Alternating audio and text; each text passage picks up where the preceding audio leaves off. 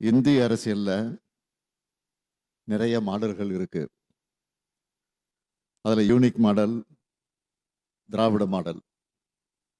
India முழுக்க பார்க்கப்படுகிற ஆங்கில ஊடகமான நீங்க செய்திகளை சேகரிக்க நாடு முழுக்க பயணம் பண்ணியிருப்பீங்க. உங்களால தமிழ்நாட்டுக்கும் இந்தியாவோட பிற பகுதிகளுக்கும் இருக்கிற வேறுபாட்டை நிச்சயம் நீங்கள் உணர்ந்திருக்க முடியும்.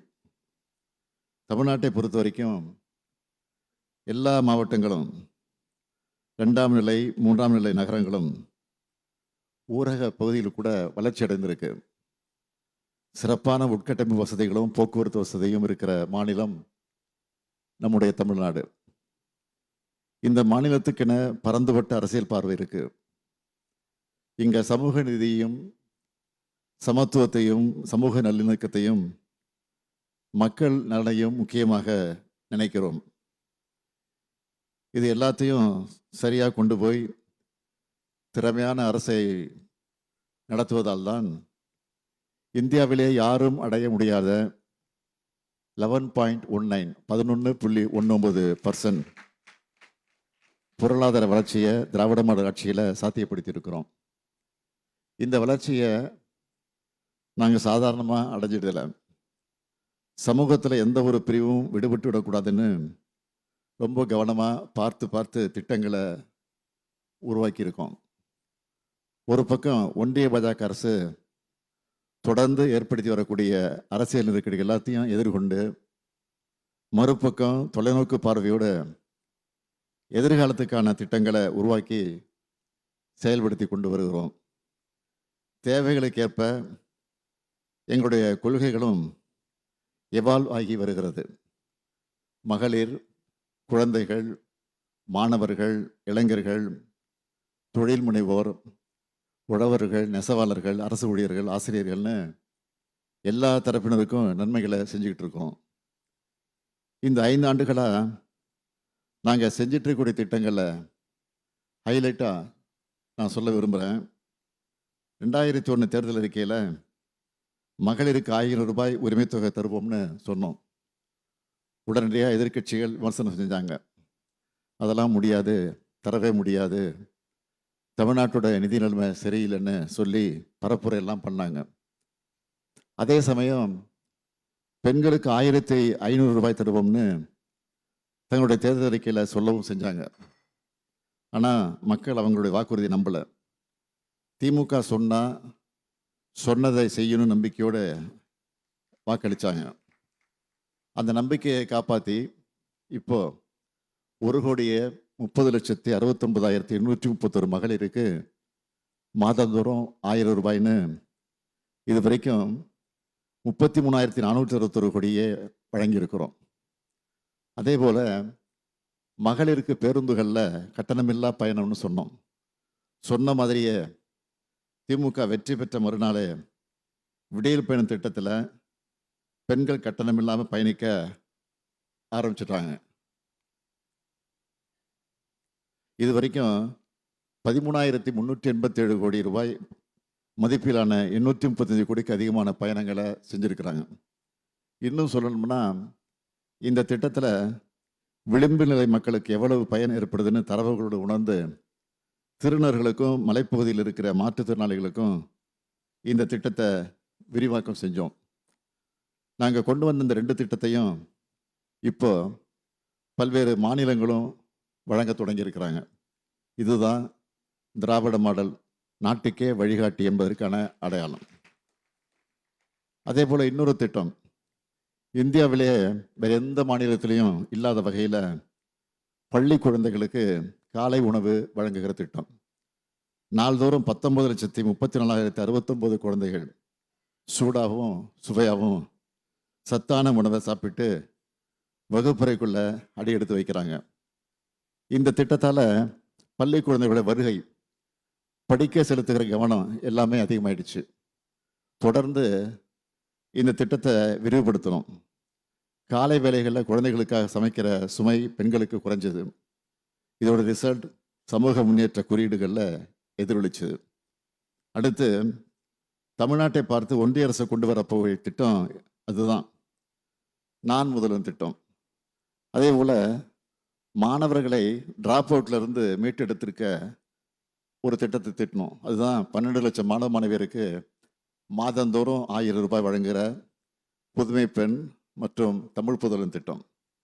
அடுத்து 2.5 கோடிக்கு அதிகமான மக்கள் பயன்பெறக்கூடிய வகையில் மக்களை தேடி மருத்துவம் திட்டம்.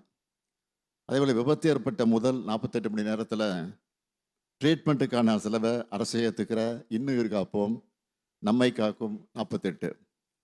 இப்படி இன்னும் நிறைய திட்டங்கள் இருக்குது. நான் இப்போதைக்கு பேர்களை மட்டும் சொல்கிறேன்.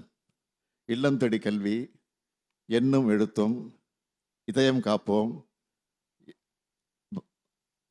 பாதம் காப்போம், ஊட்டச்சத்தை உறுதி செய், அண்ணல் அம்பேத்கர் தொழில் முன்னோடிகள் திட்டம், கலைஞர் கனவு இல்லம், கலைஞர் கைவினை திட்டம், வடசென்னை வளர்ச்சி திட்டம், தோழி விடுதி, ஸ்டார்ட் அப் தமிழ்நாடு, மண்ணுயிர் காத்து மண்ணுயிர் காப்போம், பேராசிரியர் அன்பழகனார் பள்ளி மேம்பாட்டு திட்டம், பெருந்தலைவர் காமராஜர் கல்லூரி மேம்பாட்டு திட்டம், அண்ணல் அம்பேத்கர் அயலக உயர்கல்வி உதவித்தொகை திட்டம், வேர்களை தேடி, தாய் மாணவர், அன்பு கரங்கள்னு வரிசையாக ஏராளமான திட்டங்கள் இருக்குது.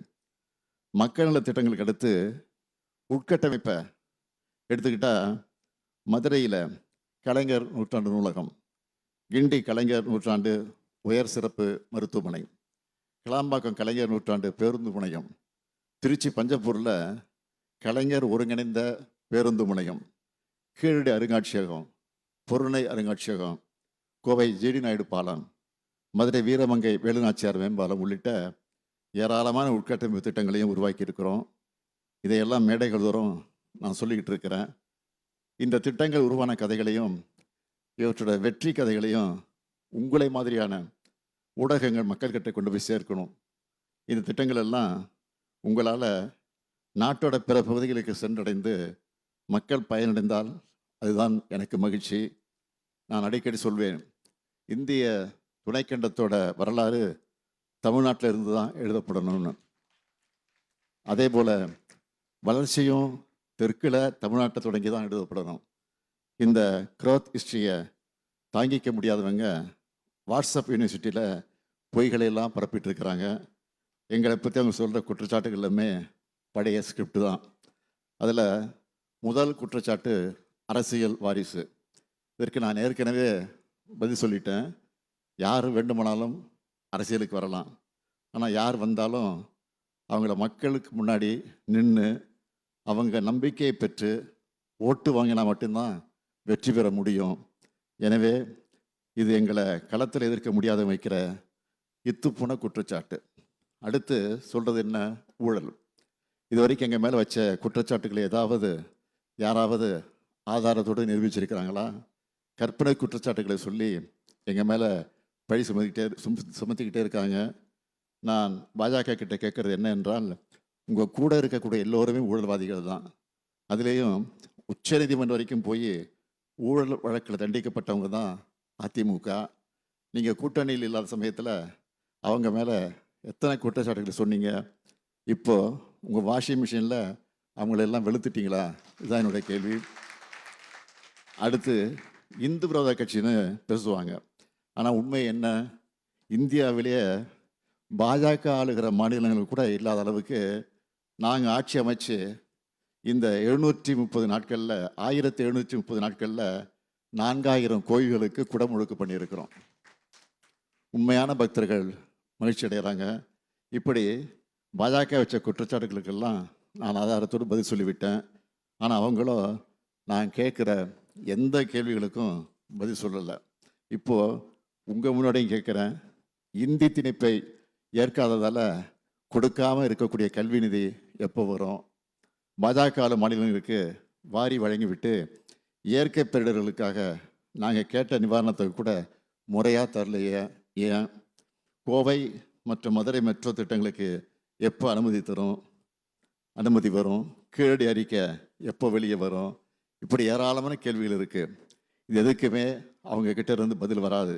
ஏன்னா இது எல்லாமே பாஜக தமிழ்நாட்டுக்கு செஞ்சுட்டு இருக்கக்கூடிய துரோக லிஸ்ட். இது அவங்க ஒவ்வொரு முறை இங்கே வரும்போது அந்த லிஸ்ட்டு பெருசாகிட்டே போகுது. நாங்கள் எதுக்காகவும் இவ்வளவையும் பேசுகிறோம்னா நம்முடைய இந்திய நாடு ஒற்றுமையாக வலிமையாக இருக்கணும்னு தான் இவ்வளவையும் சொல்கிறோம். நாங்கள் நாட்டோட யூனிட்டுக்காக போராடுறோம். பாஜகவோ யூனி பர்மாட்டி பேசி பாசிச அரசியல் செஞ்சுக்கிட்டு இருக்கு. மாநிலங்கள் தான் நாட்டினோட அடித்தளம். இந்தியா என்பது யூனியன் ஆஃப் ஸ்டேட்ஸ். இதை பாஜக உணர்ந்து செயல்படணும் தான் ஒன்றிய அரசுன்னு நினைவுபடுத்திக்கிட்டே இருக்கிறோம். அரசியலமைப்பு சட்டத்தையும் இந்த நாட்டில் வாழ்கிற மக்களை காப்பாற்றுறது தான் உண்மையான நாட்டுப்பற்றுன்னு நாங்கள் அழுத்தமாக சொல்கிறோம். என்டிஏங்கிற பேரில் தமிழ்நாட்டில் பாஜக உருவாக்கி இருக்கக்கூடிய கூட்டணிக்கு எந்த கொள்கையும் கிடையாது. அது முழுக்க முழுக்க கட்டாயத்தாலையும் ஒரு சிலரின் சுயநலத்துக்காக கூடியுள்ள துரோக கூட்டணி அது. நான் கேட்குறேன், நீட் தேர்வு விலக்கு பற்றி அக்கறையோடு கேட்டு இருக்கக்கூடிய எதிர்க்கட்சியினர் அவங்களோட கூட்டணிக்கு தலைமை தாங்குகிற பாஜக கிட்ட அதை வலியுறுத்த ஏன் தயங்குறாங்க, அஞ்சி நடுங்கிறாங்க? தமிழ்நாட்டு மேலே பாஜக வலுக்கட்டமாக திணிச்சிருக்கிற திட்டங்களை பற்றி குரல் எழுப்ப திராணி இல்லாமல் இருக்கிறவங்க நெஞ்சு நிமித்தி எப்படி மக்களுக்காக கேள்வி எழுப்புவாங்க? தமிழ்நாட்டோட தன்மானத்தை காக்க எப்படி தலை நிமிர்ந்து பேசுவாங்க? அதனால தான் நடக்க போகிற தேர்தல் தமிழ்நாடு வெர்சஸ் இந்தியன்னு அழுத்த நிறுத்தமாக நான் சொல்லிகிட்டு இருக்கிறேன். வழக்குகளால் மிரட்டப்பட்டு முழுக்க முழுக்க சுயநலத்தோடு அமைக்கப்பட்டிருக்கக்கூடிய என்டிஏ கூட்டணியை அடுத்தடுத்த துரோகங்களுக்கான அச்சாரம் தான் தமிழ்நாட்டு மக்கள் பார்க்குறாங்க. நான் உறுதியாக சொல்கிறேன், என்டிஏவுக்கு தோல்வி என தக்க பதிலடியை வர தேர்தலில் தமிழ்நாடு நிச்சயம் வழங்கும். நான் மக்களை நம்புகிறவன். எங்கள் அண்ணா சொன்ன மாதிரி மக்கள் கூடவே வாழுறவன். இன்னும் பல திட்டங்களை உருவாக்கி இந்தியாவில் தமிழ்நாடு தான் நம்பர் 1 மாநிலம்னு தொடர்ந்து பெருமையோடு சொல்ல நான் உழைப்பேன். அதுக்காகத்தான் உங்கள் கனவை சொல்லுங்கன்னு தமிழ்நாட்டு மக்கள் எல்லோரும் குரலையும் கேட்க தொடங்கி இருக்கிறோம். இந்த நிகழ்ச்சியிலையும் எதிர்க்கட்சிகளை சேர்ந்த பலரும் பேச இருக்கிறாங்க. அவங்களோட கருத்துக்களை நான் நிச்சயமாக முழுமையாக கேட்பேன். அதில் அவதூறுகளை புறந்தள்ளிவிட்டு ஆக்கப்பூர்வமான கவனத்தில் எடுத்துக்கிட்டு திராவிட மாடல் 2.0 அரசு அமைய நிச்சயம் பாடுபடுவேன் என்ற உறுதியை இந்த நிகழ்ச்சி மூலமாக நான் தெரிவிச்சுக்க விரும்புகிறேன். இந்த தமிழ்நாடு சமிட் வெற்றியடைய மீண்டும் ஒரு முறை என்னுடைய வாழ்த்துக்களை சொல்லி விடைபெறுகிறேன். நன்றி, வணக்கம்.